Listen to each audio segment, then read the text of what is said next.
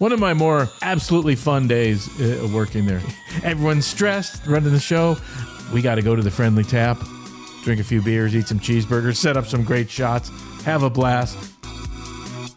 With just a few days left until the Royal Rumble 2000, where could the show possibly go? Wow. It's Tales from the Attitude Era. Oh, that was our first pay-per-view lead-up mini Pasbani promo.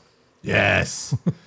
Who will strive to survive? No, that's the Survivor Series. Yeah. It's Rob here, Rob Pasbani, as always. Yeah. Joined We're by live, the former head writer. Former head writer of WWE during this era, which we are covering. Tommy Blacha is here. I just keep interrupting you. Yeah, we're all over each other. Vince would be screaming at us in the headsets. God damn it, don't talk over each other. Damn it. We have a great recap here. As always, we recap episode by episode. Kind of like a little therapy session for Tommy to go back and see where it all went wrong. No. See where just huge chunks of it went wrong. And other went right. Yeah, went very right.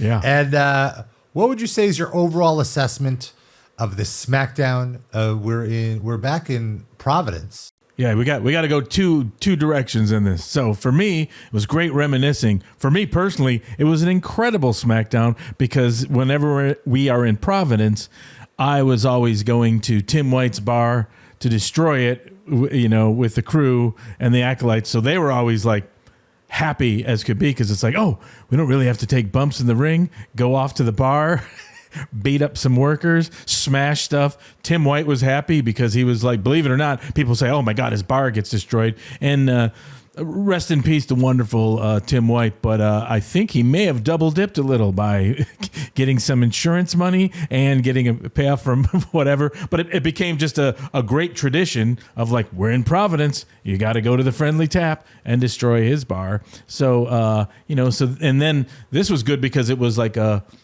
instead of just going on a one-off, it's like, let's make it kind of a thread through the show. So for this show, I kind of just sent in my suggestions, whatever, but I was like, see ya, having beers at the Friendly Tap. And then actually watching some WCW Nitro, which was I'd like to go back and watch that one at this point because that was a fascinating train wreck. And as the years go on, it's like, wow, this was like David Arquette and Russo chasing Elizabeth and Lex Luger chasing Russo with Elizabeth through the stands. It was such a train wreck. I was almost like, as WWF at the time, E now was just jamming so much and was like, oh, The Rock's going to be huge. This is going to be huge. The Rumble's going to be great. This is the good lead up. And actually it was a little redundant from the Raw, but kind of was like, everyone's going to be, we're going to have these few spots. My shit's going to be great because it's, off at the Friendly Tap. And it was just kind of fun to watch Nitro to see like, my God, what's happening over there? It was like watching the other football team in your division that was just like, oh my God, they got so many injuries. Oh geez, what are they going to do? It was really odd, pretty fascinating. Yeah, well, like I mentioned, right now this is like WCW's in disarray because Russo's kind of been pushed out. The upper management has had enough of his bull, and also he's being blamed for putting Bret Hart in this uncomfortable position that led to him getting a concussion and having to retire. So it's a very, very weird moment in WCW. I imagine. And let me time out you there, right there, because while that was a good succinct way of putting it, I imagine it was just so much more chaotic than that. Like I can't even, to defend Russo, to be like, what is he going to do in that position with those people? And then the Arquette stuff and just... I knew when those guys all got together. Arquette, by the way, is like still a few months away. That's like April, May. So that's still, they haven't reached that point. So he has to get fired. Then they try to do it without him and it fails. Right. And then they bring him back with Bischoff. And that's, I feel, when it really just kind of, that's it. All bets are off. It's just like, I can't even imagine, they had to pull off a show. They had to do something. Yeah. I can imagine and everyone in these shows are so hard to pull off. People are flying in from everywhere. Like, what do we do? You know what I mean? And when the machine's running great, it's still like, it's just madness. So, pretty good stuff.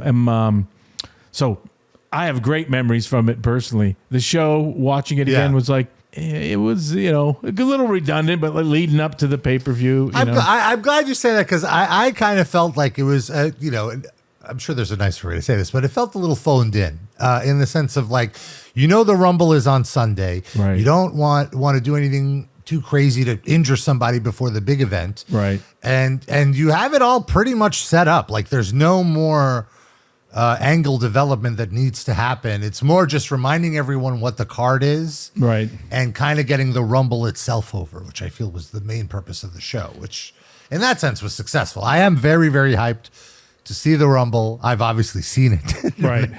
But like just watching it in this context and with the buildup, I'm re-hyped again, right, even knowing how great it will be. And you're exactly right. And I think so. And at the same time, you just knew like, well, there's a, 20-minute segment. The Rock's going to come out and it's going to be great.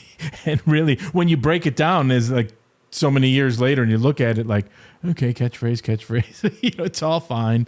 You know what I mean? It's all fundamentally fine. But, you still have to remember like, my God, those crowds were so hot. It was just every time you're like, oh, this is getting a little embarrassing, where you're almost like, yeah, you could say phoned it in. At the same time, you're like, well, if you're a football team that's like just kicking ass, it's like, well, all they did was just hand it off to the running back and just dismantled the other team. Well, that's the thing. Yeah, it's working. So why change the formula? Why even? Exactly. Yeah. And especially there was I remember just a little bit of a predicament of the Raw was really good, and this was just like, don't do anything too crazy. Lead into the Rumble, So there was a little bit of that, which frankly was like smart, Yeah. One other thing I wanted to mention, one benefit that you had over Vince Russo in WCW is that, if you wrote an angle, a wrestler can't really be like, no, I'm not doing this.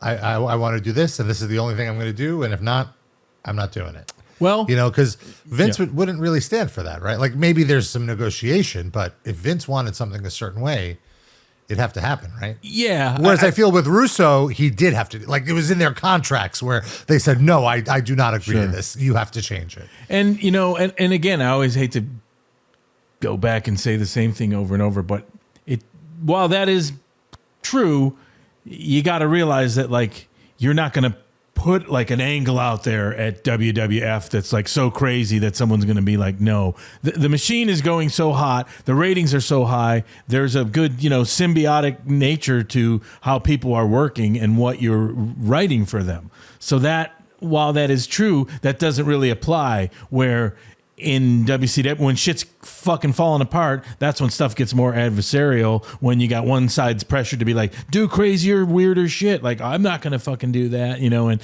I'm looking out for myself. So, I want to temper that a little with like, yeah, you know what I mean? I just never felt like, oh, someone's opposed to this, There was always an ongoing, when things are working great, there's an ongoing like negotiation about stuff. And when people are on the same page, you're not going to be in those positions a lot, to be like, I need you to do this. I don't want to do this. You know what I mean? Like, why would you? If that makes sense a little, Yeah, you really narrowed it down in the sense that like WWF at the time was a team effort. Everyone was on the same team. Everyone recognized that we're advancing the team. But with WCW, it was so chaotic that there was no team mentality.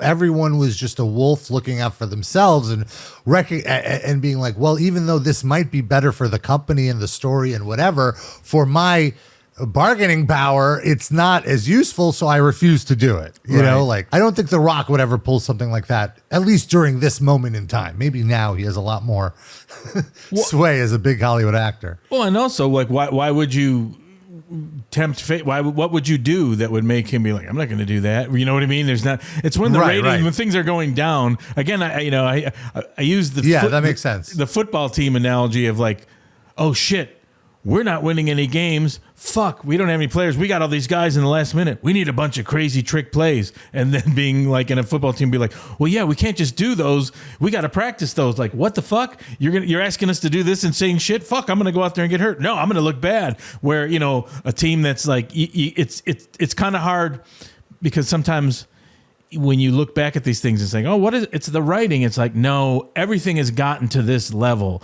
It is like a football team. We're like, well, everyone's been practicing and everyone's good and we can do these crazier things because everyone's on the same page. You can't implement stuff just like so quickly, even though the pressure is there to do that. And that's what was happening there. Like, fuck, we're losing in the ratings. Do crazier shit. Fuck, I'm not going to do that. How can we do that fast? How can I get my shit in? And that's what breeds all that. So it's kind of, it's a fascinating, impossible situation. So, while at the same time, I agree with what you're saying. It's like, I wouldn't want to be booking something to the point where like, fuck, we got a hot shot and go crazy. Cause I feel bad for the performers or the wrestlers to be like, I understand why they'd be like, I don't want to do that.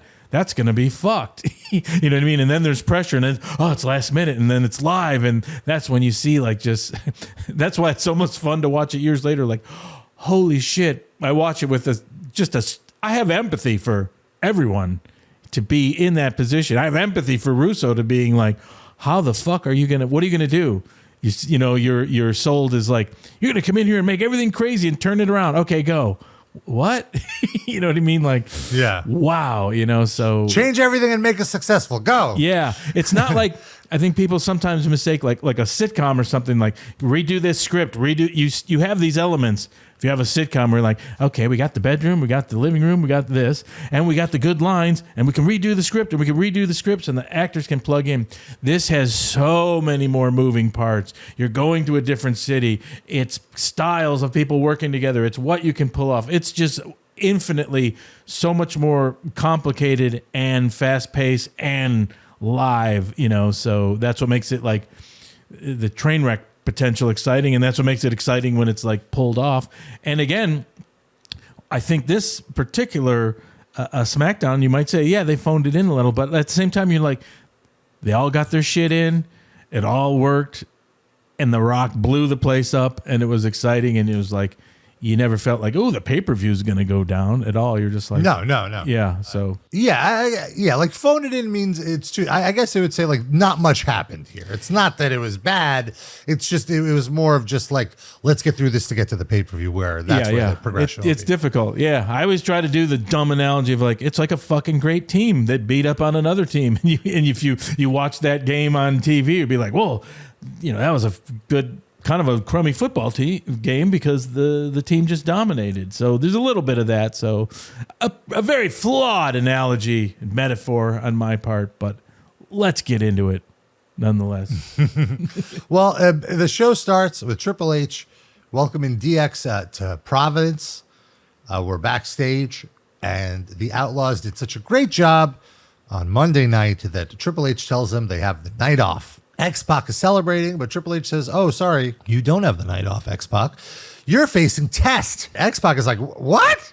Why do I got to keep facing these giants? He's continuing his little upsetness, and Triple H reassures him that it's actually a match to determine who is number 30 in the Royal Rumble.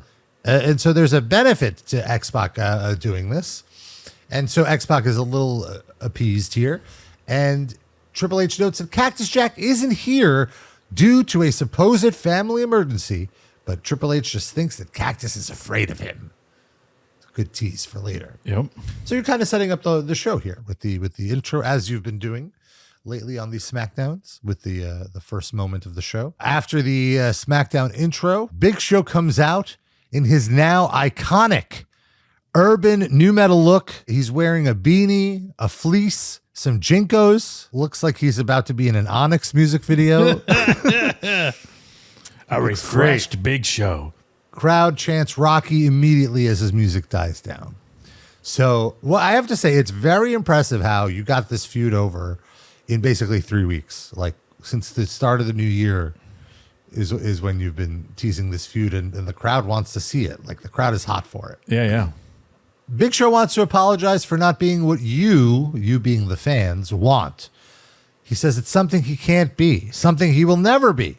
The crowd starts chanting, asshole. Big Show says, folks, I'll never be The Rock. You boo me, but I take time away from being with my family to shake your hands, kiss your babies. This is the most stereotypical heel turn line. but it always works on me. The kissing your babies thing. I just think of Honky Tonk Man. Yeah. In the early 80s with his heel turn. I know why nobody likes me, because none of you could be 7'2", 500 pounds. Boo! He says he hates The Rock, calls him out, saying on Sunday he's going to shine his head up real nice, grab him by the neck, and chokeslam his ass. I remember seeing this, and I didn't, like I said, I was off doing other stuff, and I had a moment I thought like, oh, he's not going to say he's going to turn his head sideways and shove it up his ass. And then it was like chokeslam. Oh yeah, that's good. That works. And whenever you hear that asshole chant, it's funny because to the wrestler in the ring, the superstar, it's such a relief. You know, they're cutting a heel promo, whatever, and then like when the whole place is yelling asshole, you could just feel the Big Show being like, oh, that's great, excellent. So now everything I say is gonna work, and you know, it's just an odd moment. It's so specific to wrestling, like.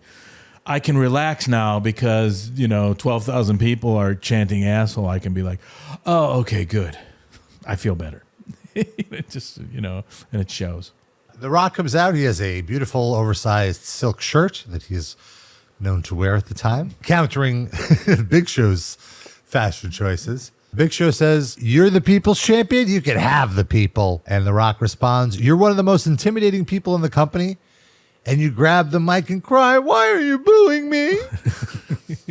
He says, when you insult The Rock, you insult the people. And anytime he does that, the crowd like loves it. They're like, yes, you're ours. Yeah. We're yours. You left The Rock with two choices. The Rock can go to the back and wait until the Rumble and eliminate you then. And then there's the second choice. Since we're here on The Rock Show, Smackdown, he's going to walk down the people's ramp just as he's about to walk down and jump in the ring. Kane and Tori interrupt. Tori cuts a promo for Kane, saying that Kane is going to win the Royal Rumble. As Kane is about to get in the ring, Triple H's music hits, and he comes out with Stephanie. Triple H says, whoever wins the Rumble will be disappointed because they won't beat Triple H at WrestleMania. The crowd is chanting for Cactus Jack. Like, look, I just want to point, like, everyone is so over here that the crowd knows who the feuds are, like, which feuds are with what, who they want to beat up the heels, you know, like, it's very specific. Triple H says, since they all seem so eager to fight and the competitive juices are flowing, in that very ring, the three of you will compete in the first ever triple threat over the top rope. And then for some reason, the crowd just erupts into a slut chant. And Triple H quips, don't talk about Tori like that.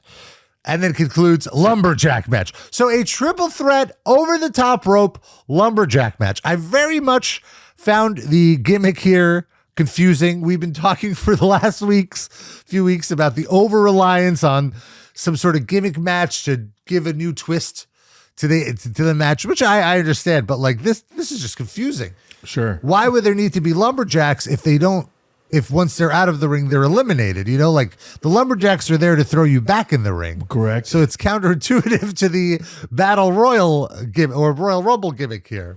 Correct. Okay, so we're on the same page. Yeah. Okay.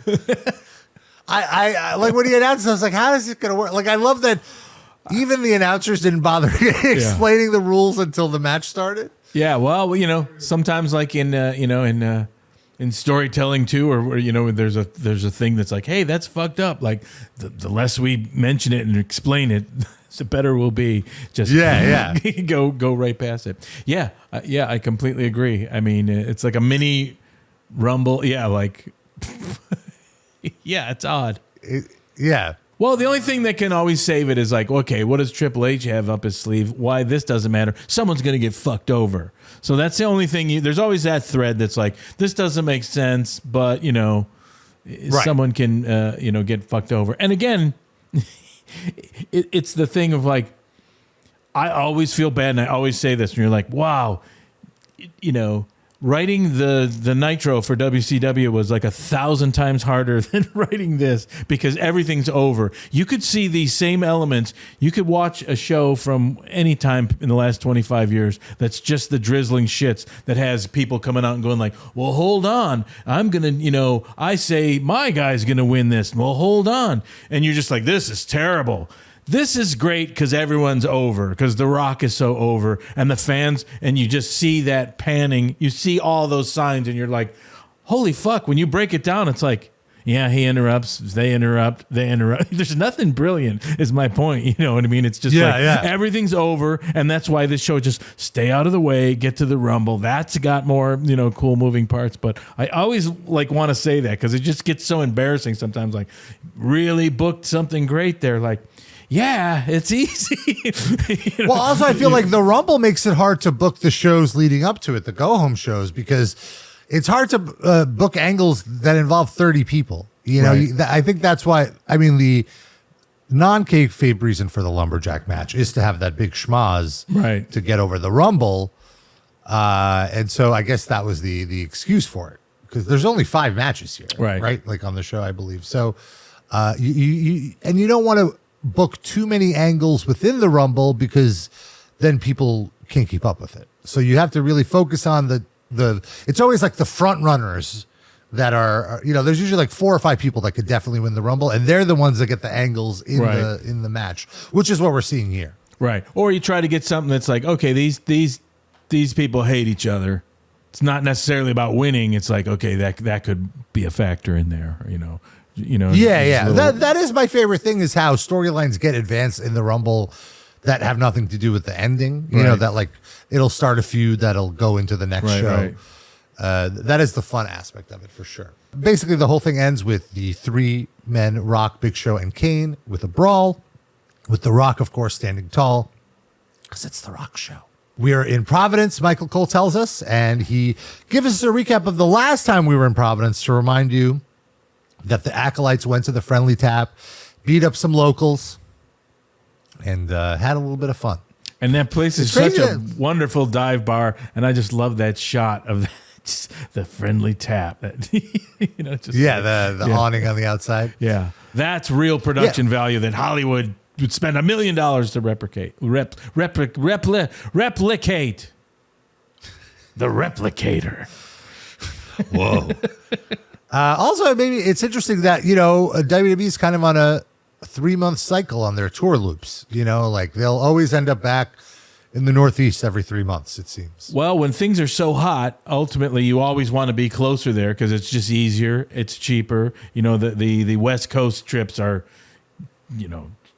more mileage, a lot more expensive. So when things are so hot, in fact, you'll see that as a tradition back in the day when you see the WWF going to South Africa and all these other places, because like the business is the shits in America. So like, let's go somewhere where they haven't seen us, and like, woo, where this, like, it's so hot. Like, yeah, go to Providence every 2 months, drive less. Also, I feel with the West Coast, you're recording the show 3 hours earlier, theoretically, right? Yeah, there's a lot. It's at the same time, but on West Coast time, it's at 5 o'clock. Yep.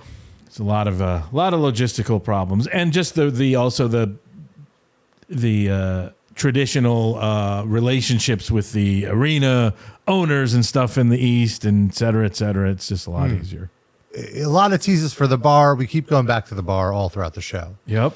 We have Test versus X-Pac for the hardcore title. X-Pac takes off the face mask quickly. Goats Test to the outside, gains the advantage. Very good Bugs Bunny-esque stuff from X-Pac. Test regains the advantage. He's about to win the match. Goes to the top rope for the elbow. Road Dogg comes out to distract the ref, and on the other end, Billy Gunn knocks Test over the top rope. Test walks into an X Factor. X-Pac gets the win. This clean finish smart mark is not happy. Hits Test with the herbicider. Yeah, exactly. Like the herbicide is wearing off on Test. His herb levels are rising. Oh. I want to, we've been joking about a clean finish smart mark and all that. And I was very serious about it, but go on. Right. Well, we got a comment on the last episode where someone is taking umbrage with my desire for clean finishes. PMFG writes, non-clean finishes protect the talent because you look weak if a dude just straight up beats you. What's so hard to understand? Oh. Why?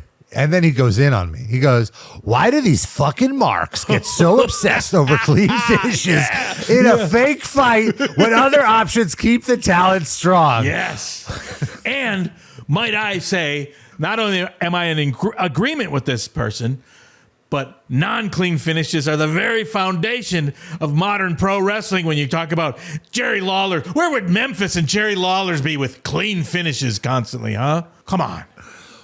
Let's move on. If you've been paying attention to the show, I just want to defend myself a little bit. There have been plenty non-clean finishes, which I agree with because they do advance the story. My problem is you get, you being the WWE, not you, Tommy, specifically, WWE gets a little too comfortable in the ease of using a non-clean finish, thus watering down the concept of a non-clean finish, making me not want to dedicate the time to invest in watching a match if there's just not going to be a finish. God. What's the point of reading a book when at the end there's no story, there's no conclusion? How I wish someone was just coming behind you and hitting you in the head with a chair and just saying like, how's that for a clean finish? And then talk about watering down and just throw water on you. How's that for watering down, Pasbani? There's your clean finish. You're finished. And I'm clean. And I want to say one more thing. I want to address one more thing in his comment. He says, in this series of comments, go on. Yes. You make talent look weak if a dude straight up beats you. This, to me, shows a lack of knowledge of Japanese pro wrestling where there are only clean finishes and no one ever looks weak losing because they gain their momentum back with fighting spirit and the desire to rise above the problem. This is not strong spirit style. This is American pro wrestling built on schmazes and Lawler's Memphis. You're right. And the Sheik throwing fire. Yes. I do agree that I feel like of any old school territorial wrestling, Memphis wrestling is mainstream wrestling. Like that is what WWE does. Like they're doing those stories. And it's a focus on spectacle over work rate, so to speak. Well, however you want to pigeonhole it and put it that makes you happy is fine. But, you know, when Harley Race offered that $10,000 for anyone to take Flair out, that's not particularly clean. And that's Harley Race. Right. And that's what I think we should end and just move on. Okay. I guess I won't say that when Harley Race did eventually face Ric Flair. You're saying it. There was. Okay, I won't say it. All right. Moving on. Backstage, GX is celebrating after the break, and the New Age Outlaws don't know what to do with their night off. Triple H just tells them, don't get in trouble. Don't get in any trouble. And X-Pac says... It's kind of like the booking of this show. Don't get in any trouble. Just get through it. Get through the night. Don't get in any trouble. X-Pac is excited to be number 30. Triple H says he's a shoo-in to win the Rumble. And then it'll be Triple H versus X-Pac, the biggest Mania main event ever. I like this tease because as a fan, I don't want to see Triple H versus X-Pac. So it's getting heat. Mm-hmm. Like teasing a unexciting main event for heat, which I think is very clever. Although there's a seed in there always, as you're always thinking about booking, like, okay, well, what if X-Pac does get so pissed off at a certain point? You know, the timing wouldn't be right, but like, I would like to see him maybe, you know what I mean, babyface turn against Triple H. You're always thinking of those things at any time, you know, given time, like, okay, you know what I mean? Like, what if X-Pac, you know what I mean? Everything's on the table at all times, so to speak. So, you know, there is an element. I wouldn't mind seeing X-Pac, you know, that's always in there, like, oh, should they bully him more and more because he's smaller?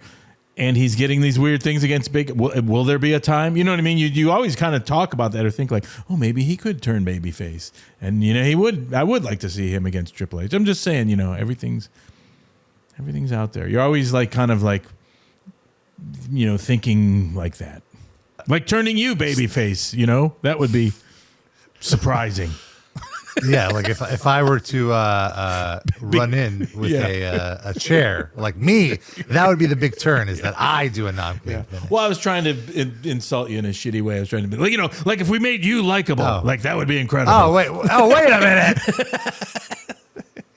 Hold the phone.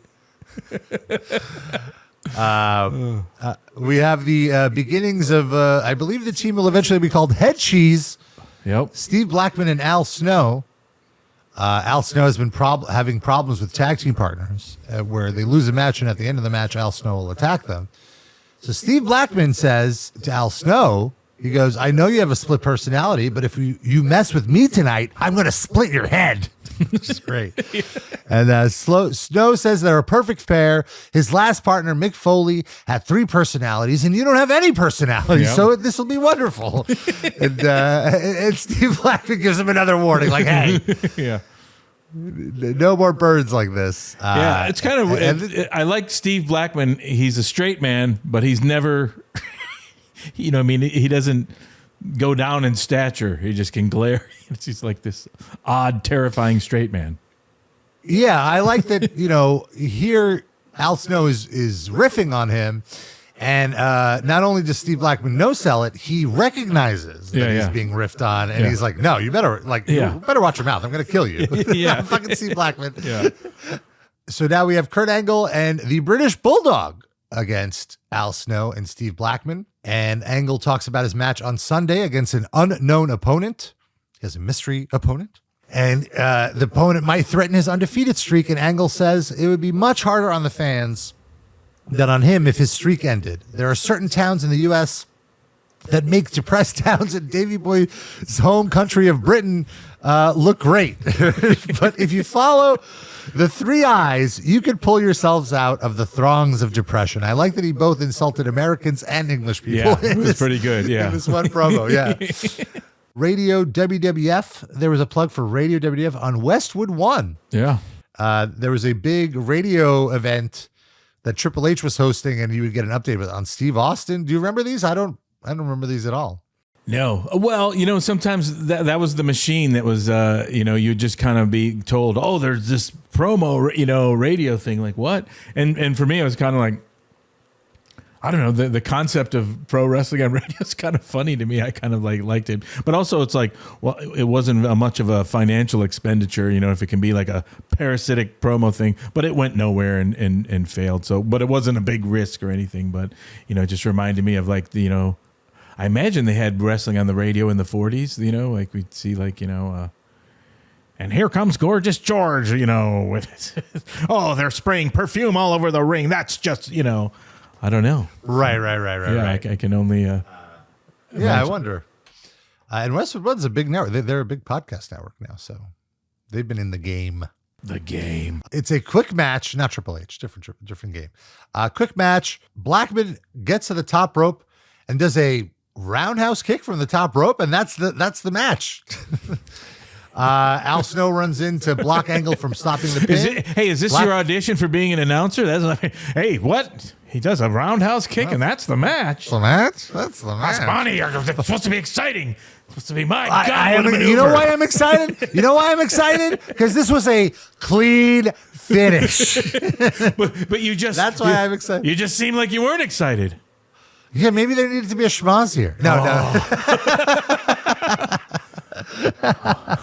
No, this was pleasing good, the clean finish smart mark. There's no pleasing him. I think what was so great about this was you're intersecting 2 different storylines, which is Angle being upset at his tag team partners for losing the match for him, and Al Snow finally getting a tag team victory after it's been impossible for him to get a victory for the last 2 months. Yep. And him finally finding a friend that he could rely on, so to speak, with Blackman. It's like Abbott and Costello, for the youngsters out there. Have you remember Abbott and Costello? Have you ever seen him? But like Bud, I forget which one was which. But Bud Abbott was like a mean straight man. So maybe that was part of why it worked. Yeah, I liked it. I liked Ted Cheese. I thought this was a fun combo. We got another tease for the swimsuit competition. We got a recap of the Angle on Monday. This is one of the hot features of the event. And again, I feel like all you needed was a week to build it up, and I'm sold on it, kind of, I think all you needed was about 45 seconds, frankly. We have Matt Hardy versus Devon Dudley. This is something that happens on SmackDown. I've noticed it's like when you have a tag team match, you'll have one member face another on Raw, and then the other two members face on SmackDown, because you have Jeff against Bubba on Raw. Now you have Matt versus Devon. We learned that because of what happened on Monday, it's officially a tables match for Sunday at the Royal Rumble. And Matt, he's about to get the 3 count on the Twist of Fate, but gets pulled out by Bubba, who throws him into the steps. And he grabs a chair, attacks both Hardys, punches the ref. No finish here. No, this is no contest. No finish. There's tables set up by the stage. Bubba teases powerbombing Matt off the stage onto the tables. But Jeff arrives at the last minute with a chair, knocks down Devon, and knocks over Bubba, with Bubba falling through both tables. Then there's a unbroken table, and Jeff sets Devon up on the table, lays Devon on the table, and Matt does a leg drop from the stage onto the table. This is, I was saying, take it easy, don't do anything. Like, these are some big stunts to set up this match. And one thing that I find interesting is, a slight spoiler here, folks, but the Hardys are going to be winning on Sunday. And I've seen in the past when a person is winning on the pay-per-view, the show before the pay-per-view, the other person or the other team gets the upper hand so that there's revenge. Right. But it looks like the Hardys got their revenge here. So you sort of gave away the plot for the show. Like, why do the Hardys need to get revenge on Sunday now if they got it here? Well, because maybe the finish wasn't quite figured out yet. You're always like going on both. And then sometimes there's always the factor of like, especially back in the day, you'd watch wrestling and you kind of like, you could go to a live event or go like, I'm pretty sure I can guess 90% of the outcomes of these matches. But sometimes when you get into stuff like this, you might be like, well, let's not do that. Let's give them to be like, wow, exactly what you're saying. I'm a little... they won 2 in a row, and they, especially when you got all the participants like Edge, Christian, Dudleys, Hardys, they can absorb little like losing streaks and not be mad because it's all about like, they're all in this mix, and so sometimes you're doing that just to be unexpected. I do agree that all 3 teams can absorb losses. They're not high enough on the totem pole now where it can matter either way, but I do think that the Hardys are the most over of the 3, so they should get a little more shine, maybe. And like it makes sense that the Hardys win. Like, the Dudleys don't need to win this feud. Sure. And sometimes it's one thing to look at it in retrospect, but in the moment, sometimes it's just this simple, like, they're going over. Sometimes these decisions are like, well, who should go over? Like, a little quick talk like that, and like, let's have the Hardys go over. Okay.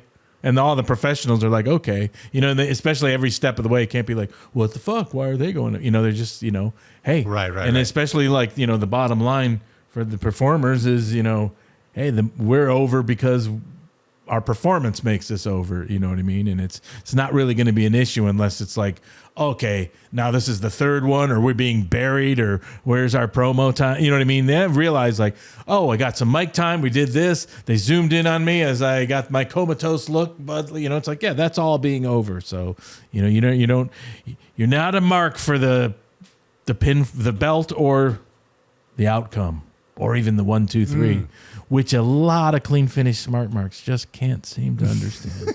But not saying you're one of them. I'm just saying a lot of them. Right, that's fair. I would agree with that. All these other clean finish smart marks, they're a little too. Yeah. The Outlaws arrive at the Friendly Tap. Yeah. You're really setting this up here. I feel like it's a nice slow burn. There's like 4 or 5 segments here when this could have just been one thing. This could have just been one segment, but I like that it's ongoing throughout the show. And I'm sure for you yourself, it was exciting because it just meant shooting more segments there and not having to go Oh, it was back. a blast. I always see that one like a shot field and I'm trip. like, oh, I'm around the back on the grill. Literally, with the other there, like making a cheeseburger and drinking Budweiser. Just like, this was the greatest, you know. Everyone was like mad because you got to drive there and you come back. Oh, how's the show going? Oh, this seemed great, you know.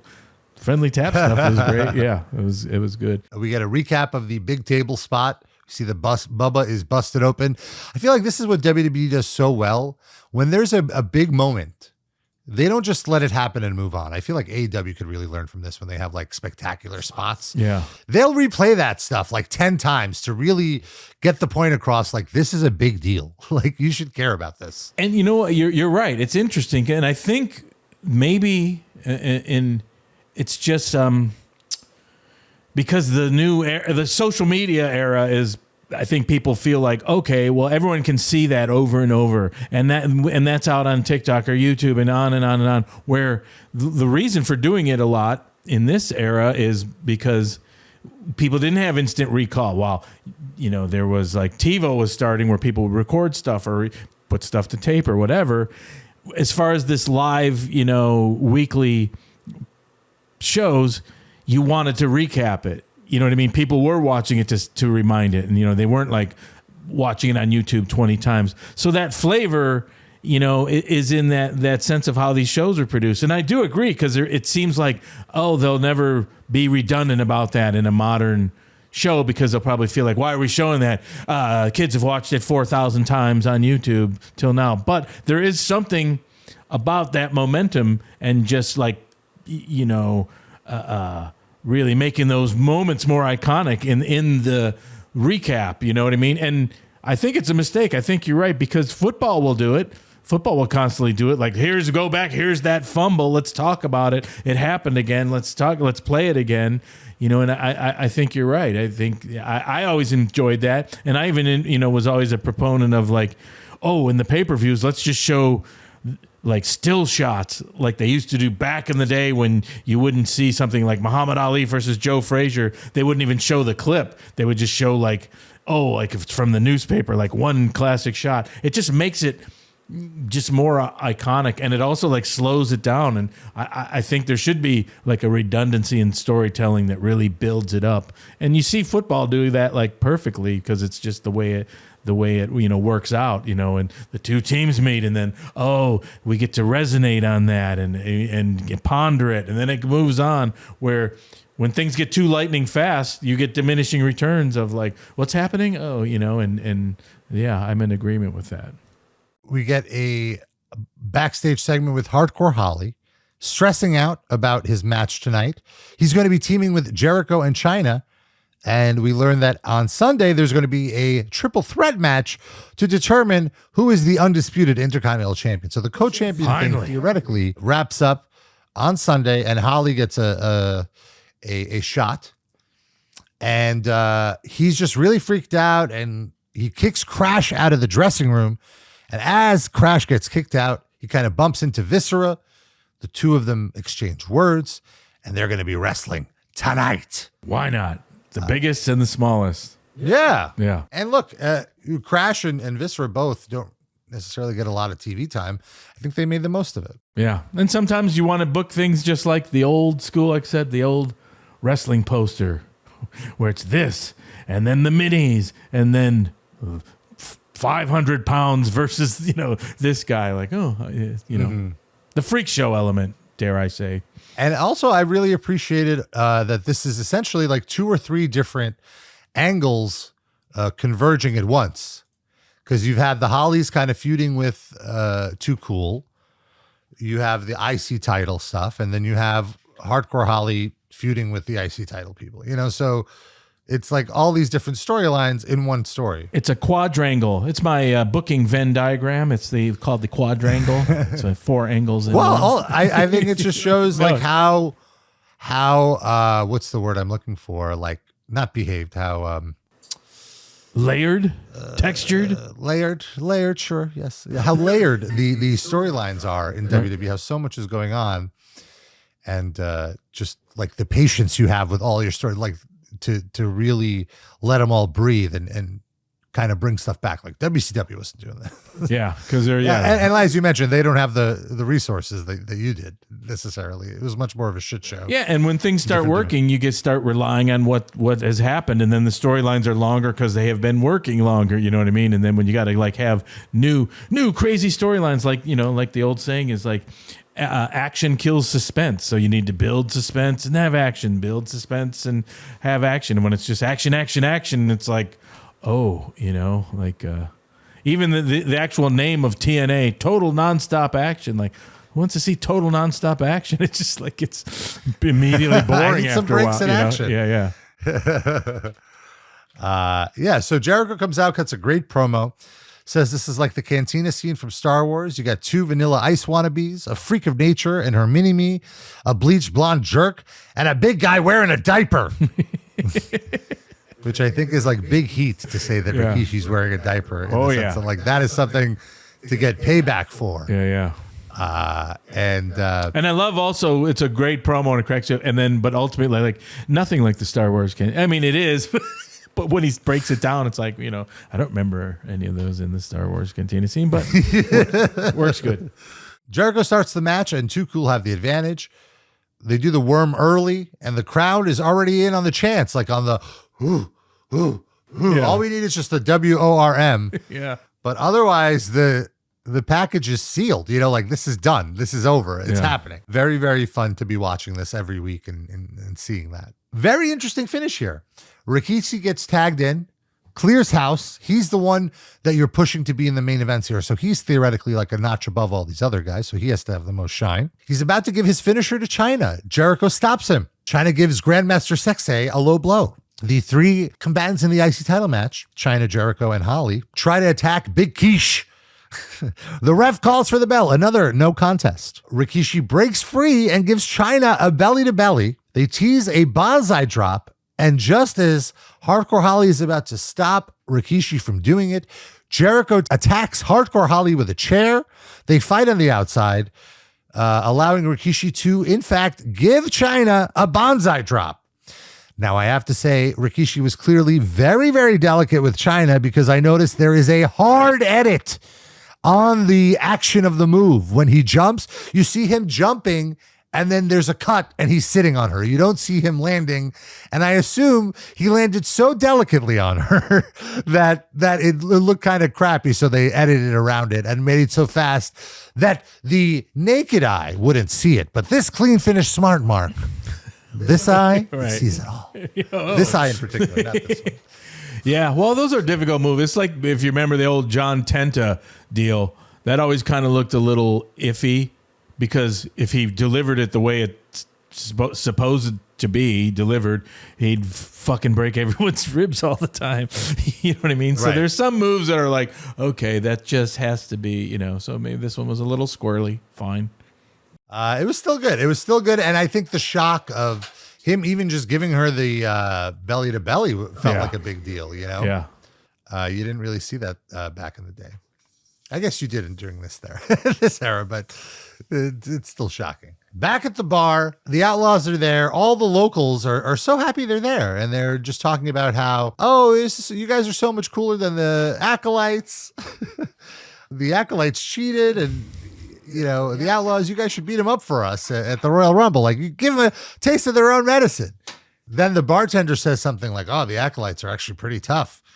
They kicked all our asses, and the New Age Outlaws are kind of offended here. Like, what did you say?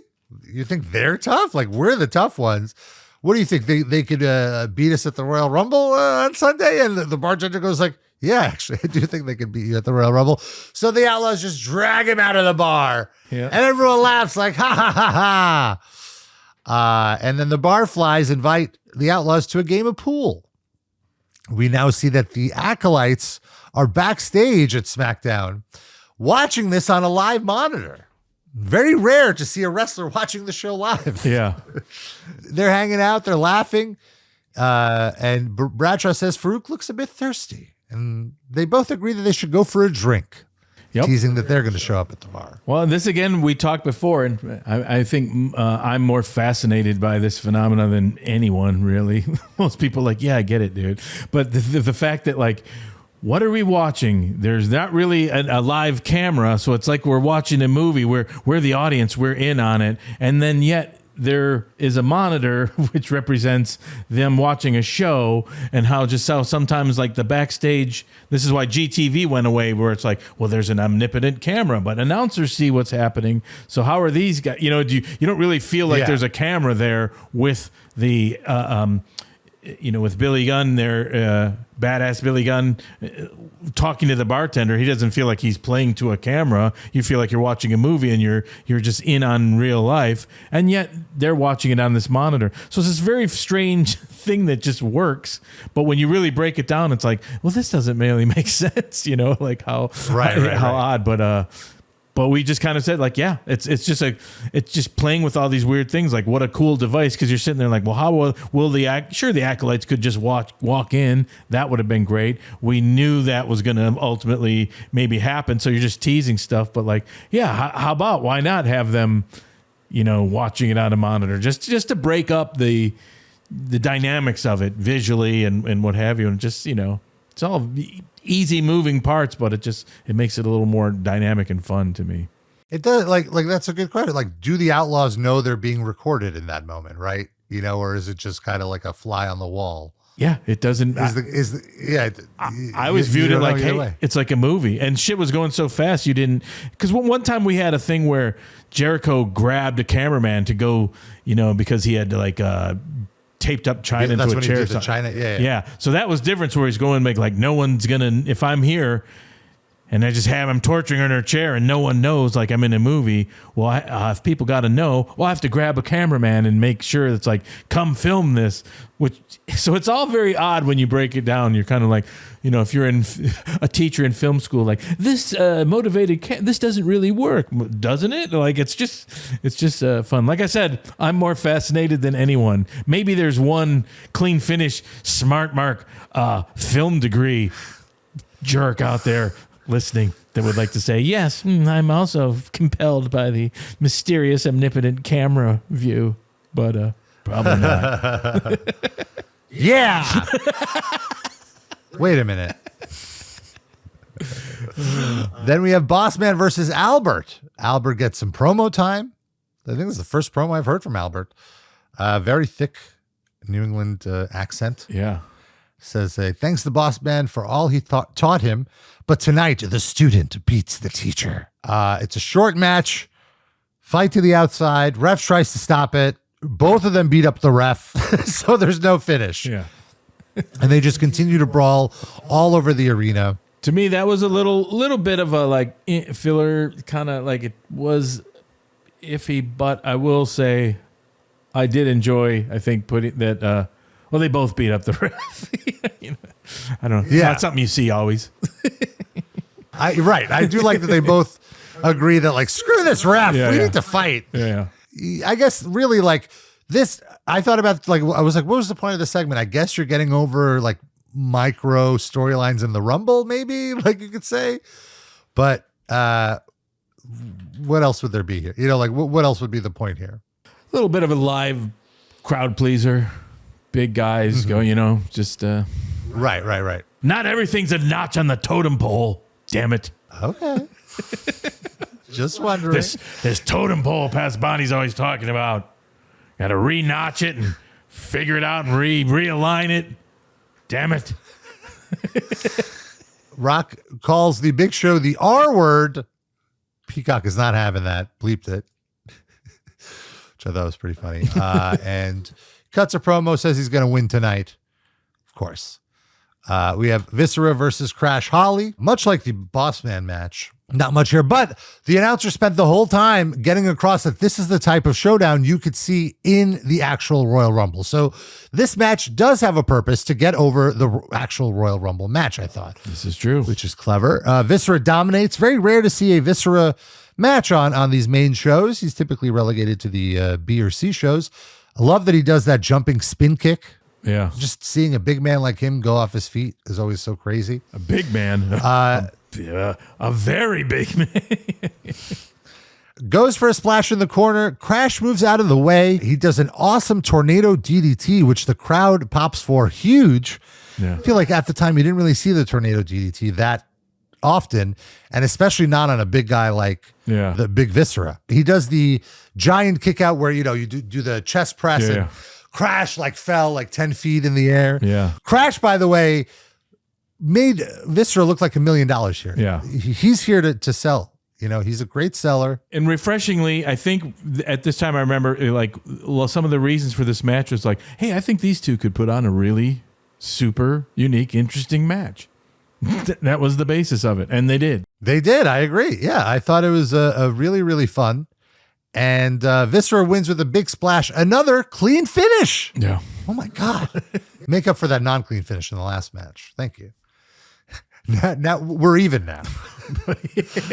We get a replay of the video from Steve Austin's press conference with the doctor talking about how it was a successful surgery and hopefully he'll be back soon, although probably not for 4 or 5 months. So that wasn't a clean finish doctor press conference video then. Right. Okay. Well, no run-ins at least. Yeah. That wasn't was a definitive, moment. So, okay. Just check.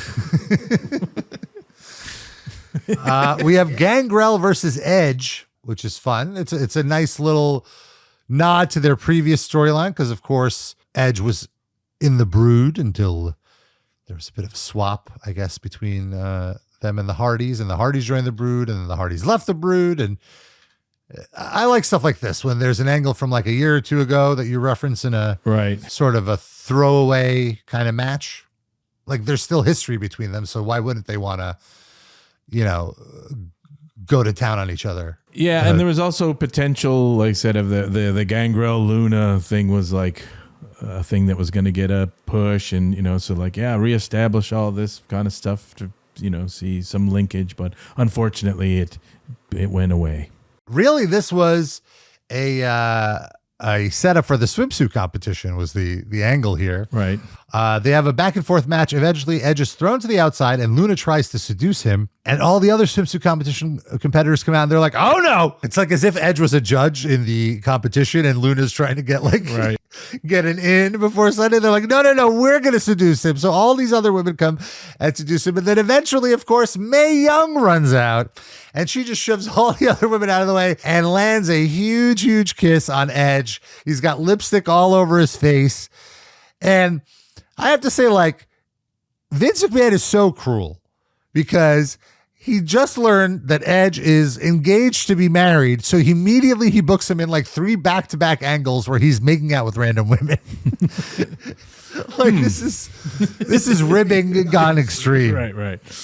Well, part of it is Edge was goddamn handsome, and it wasn't like you watch these angles and been as crazy as they were and being whoa, where does that come from? You know what I mean? Right. So yeah, that's true. He's a handsome man, Edge. I will give you that. My wife was a wardrobe designer, worked with Edge on a show where he came in, I can't remember, some comedy show. He came in and she said, "Oh my God." She goes, she said, even the crew she worked with, she goes, "My God, even the lesbians were turned on by Edge." That's her quote. So the Acolytes finally arrive at the Friendly Tap, and they ask for some beers. Everybody clears out, and it's a really cool shot because the camera is behind the bar. You see the Acolytes, and everybody leaves. So the only people left, you just see in the far background, you see the Outlaws and those barflies that were, all over them earlier, just being like, what the hell? Do they think they could just walk in here? Yeah, that was so fun. I'm glad you liked that. What a cool shot, huh? That was just a blast. Yeah, that was really, really nice. And they're having a good time, the Acolytes. They're serving themselves. And they spot the Outlaws in the background. The Acolytes spot the Outlaws. And the Acolytes act like fans. They're like, wait a minute. Are those the WWF Tag Team Champions of the world? Yeah. So much more intimidating with guys like that than to be like, oh, fuck you, there they are, just to do that, to be like, yeah. It's like Ron Simmons too, I'm so unintimidated. It's like, that's more, that's just cruel. I love it. You hear the barflies being like, we got your back to the Outlaws. Like, don't worry, we got your back. And they're about to have a showdown. And Bradshaw lightens the mood by saying, you guys are great at pool, but how are you at two-stepping? And that was the line that results in a big brawl. The Acolytes land one or two punches on the Outlaws, and the Outlaws immediately run off. I noticed there was like an insert shot. You get like a completely separate shot of them running off. Yeah. And so they're out of the bar. Yep. And then yet again, the Acolytes get to absolutely destroy these poor barflies. Yep. I felt so like there were some of these hits with the pool cue that looked so fucking vicious to the back and to the crotch. Oh, yeah.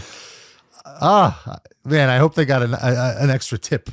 And I don't mean the pool tip. And then in true classic pro wrestling fashion, the guys would come after and be like, have to go up to them and thank you. Shake their hand. So like, not trying to not sell. Yeah. The one thing that took me out of it for a moment is I believe there was a Mortal Kombat arcade game, and Farouk threw one of the goons into the arcade game. We're like, no, don't break that. Like that's just like, leave that alone. Break the tables. That's harder to replace. Yeah. Oh. And there was the scene ends with the two of them noticing a Boston Red Sox sign, and they throw a chair at it. And then Bradshaw jokes that it's the damn curse of the Bambino. Yep. I love that because I'm a Detroit Tigers fan. Hated the Red Sox, and it was funny, and it was like, Red Sox, town, Providence. And that was literally like, we're all done and like, oh, wait, let's do this. Just that sign looks so perfect. And I just like, hey, throw the chair, break it. And then like, hey, curse of the Bambino. It's just like, but the way those guys are too, they were just so natural. It always reminded me of just something like, I don't know, like 30s movies. Like, what'd you do that for? Yeah, curse of the Bambino. It just was like such a nice button. I was like, so happy. One of my more absolutely fun days working there. That was just like, everyone's stressed, running the show. We got to go to the friendly tap, drink a few beers, eat some cheeseburgers, set up some great shots, have a blast. And also the storylines was like, yeah, local workers get destroyed. You're like, okay. Yeah.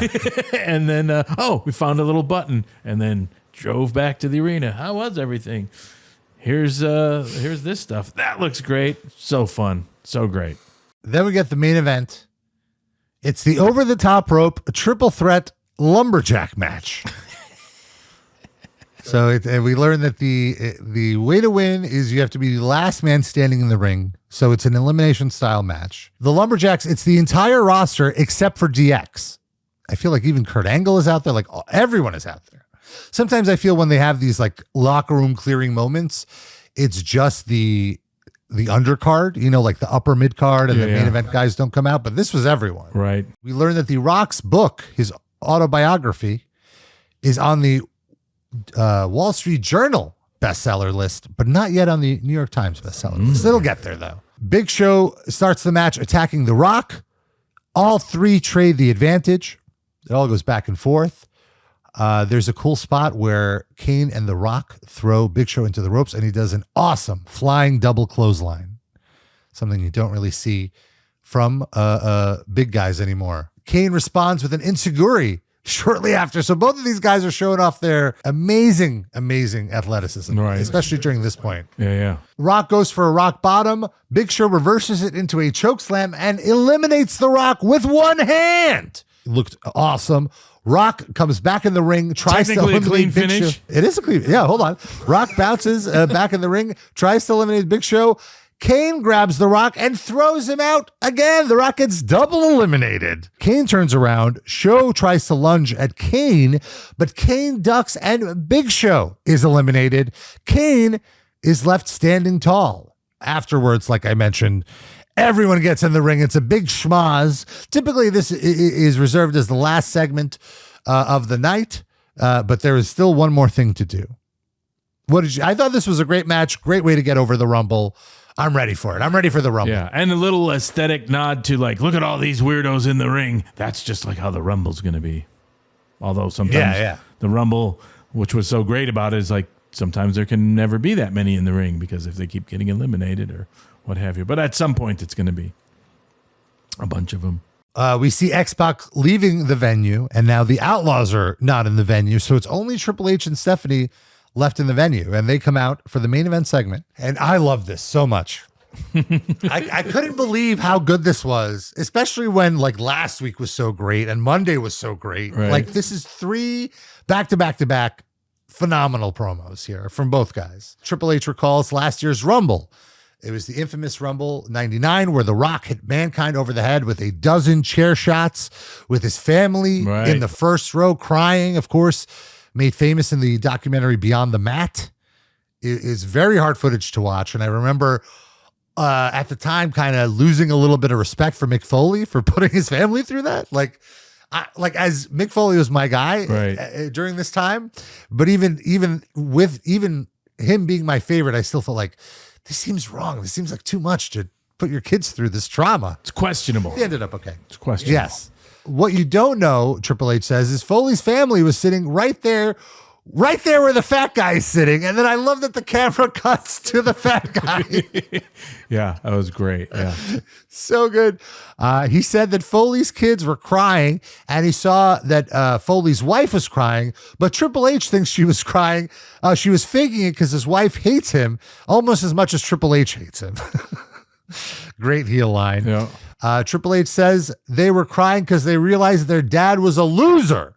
He warns Foley not to bring his kids to the Garden on Sunday for the Rumble because Triple H will take it to a level that even Cactus Jack has never seen before. And then all of a sudden, Cactus Jack's music hits. It turns out he is here after all. And Cactus Jack comes out and he agrees with Triple H. He won't bring his kids, but not because he's worried about what Triple H does to him. Cactus says he's worried about what he does to Triple H, which I think is a great line that maybe Watchmen eventually stole. The Watchmen movie with Rorschach. Like, or maybe we stole it from the comic book from the Watchmen. I don't know. No, I prefer it this way. Anyway, Cactus doesn't want his kids to see how violent their dad can be. And what really sells this is when Cactus Jack says all of this, Triple H's demeanor changes. And you can tell he's like, he's a little scared. Yeah. Like he's almost like, am I in over my head? Yeah. He has this kind of subtle look. Cactus says he's going to show up to the Garden with some surprises.